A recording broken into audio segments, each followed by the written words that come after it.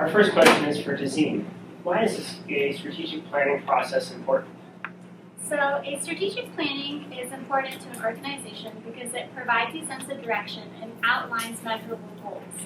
It also provides a clear direction for the overall organization, bringing the subcommittees together collectively, and provides a clear place for where organizations can fit into the process. Strategic planning is a tool that is useful for guiding day-to-day decisions, for subcommittees to work towards their particular strategy, and also for evaluating progress and changing approaches when moving forward with the plan. And what do you need to have to get started in your strategic planning process? Data. Data is important because it's a way to describe the community and what is happening in order to define your problem. Data can provide a more accurate picture of the community than anecdotal information or perceptions.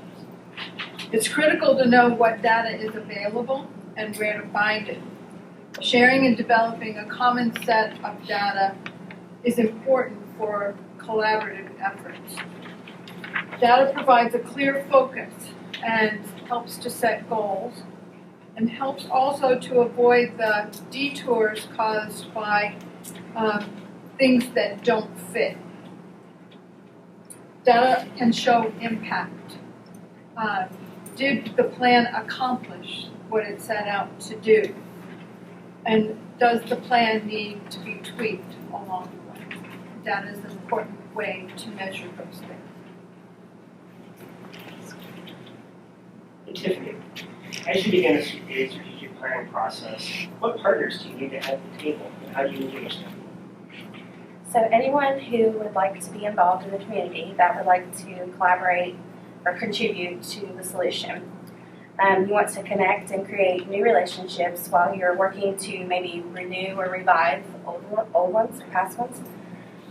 Each partner comes together and you want to form a cohesive team because each person, entity, contributes to a different piece. How we did it in our county, we sent out a lot of emails, invitations. We connected with them verbally, and then we also built a team based on who they know and how they can engage them and who they are already working with. How do you complete a strategic plan? So there are various elements to consider when you're completing the strategic plan map. And one of them was spoken earlier and about the data piece, and that's what's going to drive that whole process. Two is identifying your goals, your statement, so that you can hone in on your problem of practice and your priority population.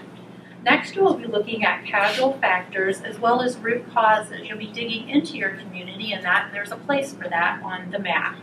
Once you determine those, you'll be identifying strategies, lead agencies, and budgeting for your work. Also, the strategic timeline is important because you'll be working through the theory of community change to impact both shorter and longer term outcomes. Strategic plan map.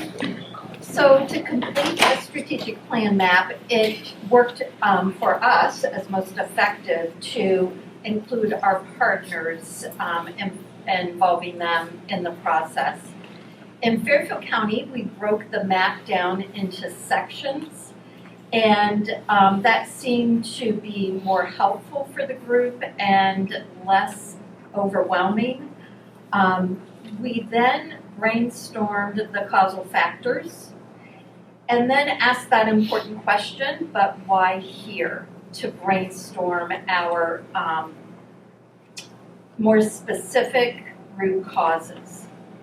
So the strategic map also addresses those measurable goals that are not only short-term, but mid-term, and then the overall goal.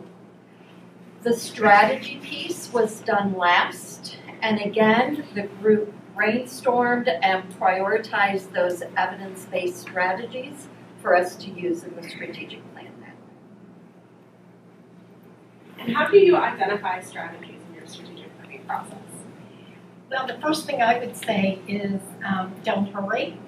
And it was really hard for our group in Fairfield County to not jump into coming up with strategies before we completed the plan.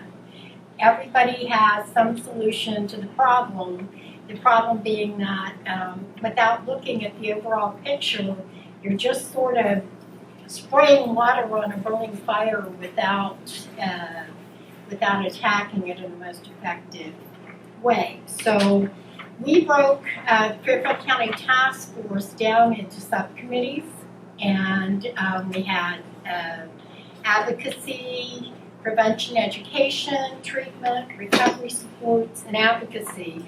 We knew that stigma was going to be an issue across the board in all the subcommittees. And each subcommittee developed its own set of strategies for the specific things that were identified that people wanted to accomplish. So we have one larger group that meets for a half an hour and we talk about the work that we're doing, and sometimes we provide education, and then that second half an hour we break the subcommittees down and they're able to work in their particular area. So yeah, I think that the biggest thing for us, again, was just not jumping in and coming up with strategies without looking at the overall planning process. Tell me, what lessons learned came from engaging in the CCIM4C strategic planning process? Well, I think there have been lots of lessons learned specific to the strategic planning process. I'd like to highlight four. First is keeping in mind some other community planning processes that might be happening. Many local health departments are working on community health improvement plans. Hospitals work on community health assessments. So keeping those in mind and working with those other assessment efforts can help reduce redundancy and help to ensure that your plan is aligned with other things that are going on in the community.